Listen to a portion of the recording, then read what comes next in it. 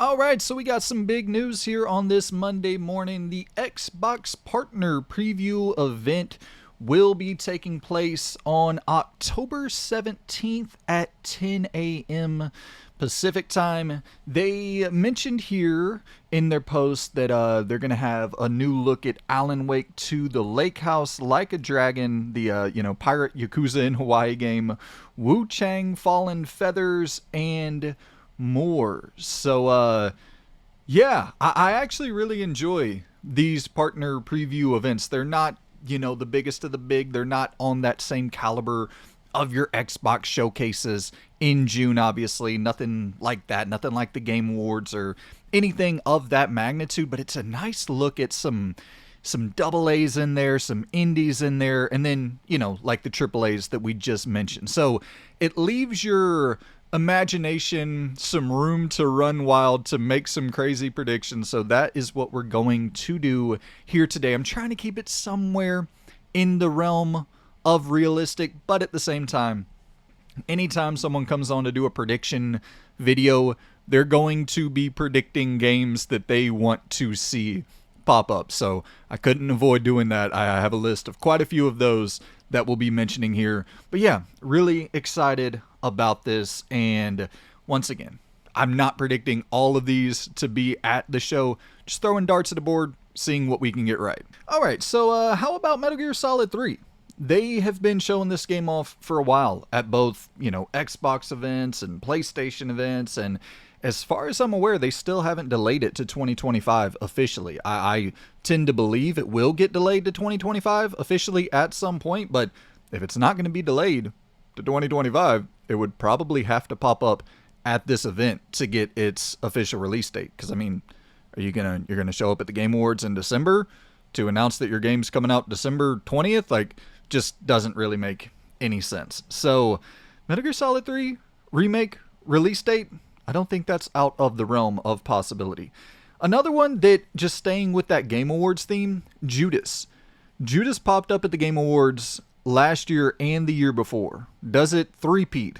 Do we see Judas at the Game Awards for the third year in a row this year? I kind of think Keighley probably wouldn't want to have a three-peat. So maybe we see a good look at gameplay of Judas here at the Xbox partner event, especially if it is going to launch in 2025. But once again, maybe for the release date, maybe that is something that Keighley would want to have revealed at his show. So I don't know. But Judas, I don't think is totally out of the realm of possibility. And this next one, once again, just talking about personal picks for the list, Resistor. This is that racing RPG, and it's saying 2024 for its release date. It's been radio silent for a while, or at least I haven't been aware of it. I haven't seen any new trailers, any new gameplay for Resistor in quite some time. But yeah, this is that game that's it's combining RPG elements into racing, saying they're taking inspiration from Final Fantasy and Mass Effect, that also Burnout. It looks really, really cool. I'd love to see more on that one. And once again, for this style of show that, it gives a little bit of room for the indies and the double A's to breathe, I'd love to see something like that pop up at this event.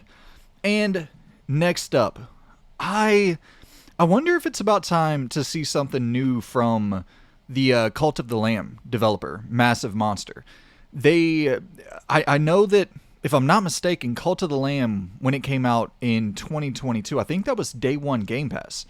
So there's definitely a relationship there between Devolver and Xbox, and I would imagine that the next game, with Cult of the Lamb being so successful, I'm assuming Devolver and Massive Monster are partnering up for a sequel or partnering up for another release in general. I know that they had the co-op added into the DLC for Cult of the Lamb. So maybe the next game is just from day one a straight up co-op game, and maybe day one launch into Game Pass again. I don't know. And with it coming out 2 years ago and also having some DLC, I think the DLC came out last year, if I'm not mistaken, the big new edition. So maybe it's a little bit too soon for that, but still worth throwing out there. This next one, Moonbreaker. So we saw this a long time ago, and I think it's either released on PC or it's still in early access on PC. But this is that it's like that miniatures creation kind of tabletop turn-based tactics game where you can literally go in and customize and like paint your characters to the finest detail. I just think that looks so fun, like literally spray painting almost every morsel of these little miniature characters, and I don't know, it just looks really cool. The customization looks so fun in this one. So it's only, like I said, only available on PC at the time being, so maybe we get a console release date announcement here. Yeah, so Moonbreaker. And next up, Ultra Pro Wrestling. So, once again, talking about games that I just personally really want to see. You caught me. This is definitely a me pick from the list. But I will say, Ultra Pro Wrestling, I think you could get a pretty big pop here because it's throwing back to that N64 era with, like direct inspiration, at least artistically, from the Aki games. And it seems like even mechanically they're taking from the Aki games. Obviously, we'd have to wait and see to get our hands on it to really know that, because the AEW game was supposedly taking inspiration from those old school Aki games as well. And it didn't end up playing quite like those games. But yeah, you have big names on this roster. You have like Arn Anderson and Gangrel and Al Snow. You have big, 80s and 90s wrestlers that people will know. So once again, just getting that little pop. And there's such a crossover between wrestling fans and gamers. So I think that's just a good one to have for that specific set of fans. And you don't often see wrestling games pop up at showcases, or really wrestling games, sports games, anything like that. They almost are segmented off, just like thrown away in the corner. And I don't really know why. I think this would get a pretty big pop. Alright, of course we got to throw out Hollow Knight Silksong. I don't think it's going to be here, but I would be remiss if I didn't mention it. It is day one Game Pass, so I'm going to shout it out. I do not think we will see it, but I feel like it's going to be one of those games when we do see it, it's like, oh shit, it's out in a month. Just one of those bam, immediate, here you go. If it ever comes out, I think that's going to be the cadence. Quick announcement, straight to release. It's been so damn long. So do I think we see it? Probably not, but gotta mention it. Final Fantasy 16, I think, makes sense for an announcement. It just launched on PC, and Square is very eager to get those numbers up. I don't know how long PlayStation has it locked down for the console exclusivity. That'll be the only real factor in this. Maybe it can't even be announced yet to come to other platforms. I know they have weird deals like that where it's like, okay, it's exclusive to this console for 2 years and it can't be even announced until that date, or whatever the case may be, or 6 months before that date. So whatever weird contractual obligation Square has to meet with this thing, maybe that would prevent them from announcing it here. But I do think it's probably time for Final Fantasy 16 to come to Xbox sometime soon, I would assume. I think it'll be a while for Remake and Rebirth. I think they'll wait until that third game comes out. But FF16, yeah, I think that it's definitely right about time, I would assume. And then next up we have that Jurassic Park game from Saber. We got a little glimpse of this last year at the Game Awards. A very, very quick snippet of gameplay at the end of the trailer, but literally only like 10-15 seconds. So I would consider, if we did see gameplay of this at the Xbox Partner Preview, I would consider that the first official look at gameplay, and I think that would be a pretty big deal. I know people are wanting this to be kind of that Alien Isolation vibe from just what we're going to get mechanically, the moment-to-moment feel for Jurassic Park Survival. So maybe if they could show that off and show off, hey, it's a single-player survival horror Jurassic Park game, and get that idea across just through raw gameplay, yeah, I think that's a fantastic idea.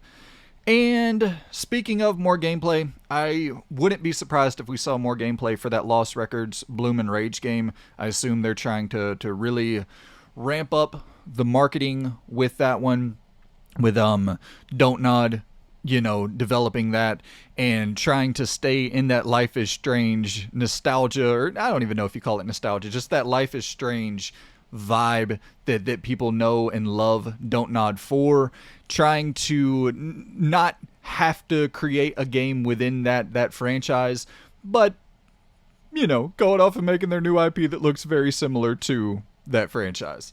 And I think also that Baby Steps game, if I'm not mistaken, that is supposed to come out this year as well. The Death Stranding-esque walking simulator where literally the whole entire, the core mechanics of the game are just walking and trying not to fall over.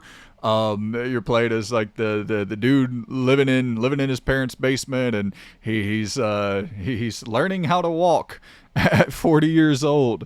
It looks goofy, looks fun. I don't think it has an official release date yet, but I think they said a 2024 window. So official release date confirmation here. Don't think that's out of the realm of possibility. Ghost Bike. This was supposed to release day one on Game Pass, and once again, still set to release in 2024. This is being published by Annapurna, so who knows if anything.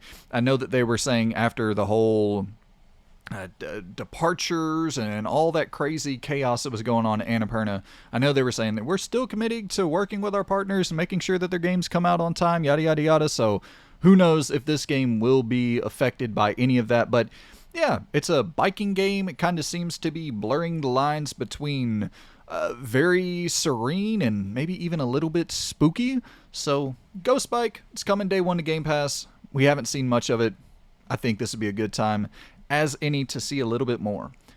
Marvel Rivals. Maybe a quick little ad for Marvel Rivals. It's coming out in December. And once again, if you want to be a part of a big show before the Game Awards, I guess this would really be the only one. And I don't think the Game Awards would have much interest other than a very quick 10-second little sizzle to, and hey, here's a little ad for Marvel Rivals. I think you can get a little bit bigger of a blowout here at the Xbox Partner Preview and get people hyped before the game comes out, opposed to just reminding people that the game is out whenever, December rolls around at the Game Awards. And let's see, what else is on here? The Rise of the Golden Idol is supposed to come out this year. This is the sequel to The Case of the Golden Idol, beloved game from a couple years ago, detective kind of point and click ish, puzzle solving ish style of game. And once again, supposed to launch in 2024, and we're running out of months in 2024. Staying right there in that space, Tormented Souls 2 is still saying 2024. I do think this one will probably get pushed to 2025. We haven't seen an ounce of gameplay on this thing, or at least not that I'm aware of. I, went and searched for trailers, and then all I see is that official reveal trailer where it's the chick walking out, and it's the creepy kind of Catholic setting, and then definitely creepy atmosphere, creepy vibes, but haven't seen any gameplay of it. If it's going to come out in 2024, probably need to see some real gameplay of this thing. But yeah, I think that'll be delayed to 2025. And Toxic Commando, just staying right here in this 2024 space. Games that still have 2024 lingering dates. And correct me if I'm wrong, if any of these have officially been delayed to 2025. I did a quick glance before, coming on here and recording. But if some of these have officially been delayed to 2025, let me know in the comments. But yeah, Toxic Commando, this is that John Carpenter, pretty much Left 4 Dead style game. It's being published by Focus, and once again, talking about Saber, it's being developed by Saber. They got a lot of shit cooking in that kitchen, hopefully not too much, but yeah, pretty much Left 4 Dead. You got a vehicle. I think you can go around and upgrade the vehicle and shit, and you're just slaughtering hordes and hordes of zombies. So if it's coming out in 2024, probably about time to see something on it.